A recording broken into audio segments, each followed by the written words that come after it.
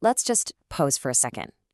Imagine everything you've worked for, all those smart financial moves, were suddenly put on the line by one unexpected event. What would you do? I mean, really, what would you do?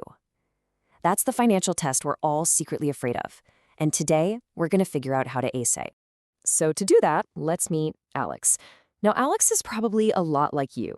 They've done their homework, they're investing in a 401k, maybe dabbling in some stocks, and you know what? They feel pretty darn good about their financial future. The focus is all on growth, growth, growth. And then, bam, life happens. The car's transmission just completely dies. And the repair bill? It's huge. And it's due like yesterday. It's one of those moments that just doesn't care about your 5-year plan. It's just classic, frustrating stuff happens. Okay, so here's the real pickle. Alex has wealth, right? But it's all on paper, tied up in those smart investments. There's no actual liquid cash just sitting there ready to go. So what's the right move? This is the exact moment that can derail even the savviest investor. And this brings us to this huge mental roadblock that so many of us have. This idea that just holding on to cash is a bad move, that it's a bad investment. Let's just tear that myth apart, shall we? Look at this. This chart shows exactly how we're trained to think about money. We see an investment with high potential returns, and our brain immediately goes, yes, that's smart money. Then we look at a savings account earning, what, 1%? And we think, ugh, that's wasted money. It just feels like that cash is sitting there, losing value. But this whole comparison is missing the entire point, because what if the goal of that cash isn't growth at all? And yep, this is exactly Alex's logic. It's a question I'm sure we've all asked ourselves, why on earth would I park thousands of dollars in an account that's barely keeping up with inflation when I could put it to work and have it make me more money? It seems like such simple math, right? But what if that math is completely wrong? What if we're not even solving for the right problem here? This is where we need a major, major mindset shift. This quote right here, this gets to the absolute heart of it. Just let that sink in for a second. The whole purpose of this cash fund, it isn't to grow. Its job is to be a bodyguard for the things that are designed to grow. It's a shield for your actual investments. So let's just get this straight once and for all. An emergency fund is not an investment. It is insurance. Full stop. And that tiny bit of interest you think you're losing out on, that's not a loss. That's the premium. It's the premium you pay for the priceless protection of your entire financial life. Okay, so what happens if you skip paying for this insurance? Let's look at the real, painful financial damage that someone like Alex is staring down the barrel of right now. Without that cash ready to go, your options get ugly, and they get ugly fast. You're forced into these desperate moves, reading your retirement funds, panic selling your assets, or racking up insane amounts of high-interest credit card debt. None of these are good. They're all terrible.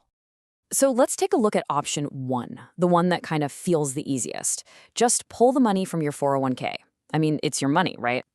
Well, the cost of doing this is absolutely brutal. Yup, you're seeing that right.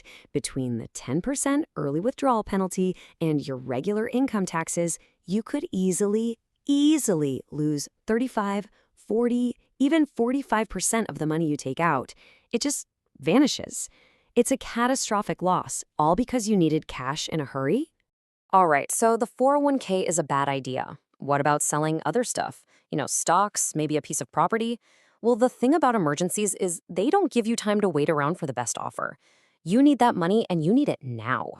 And here's the cold, hard truth. When you're forced to sell an asset in a hurry, it's called a fire sale for a reason. You are getting pennies on the dollar.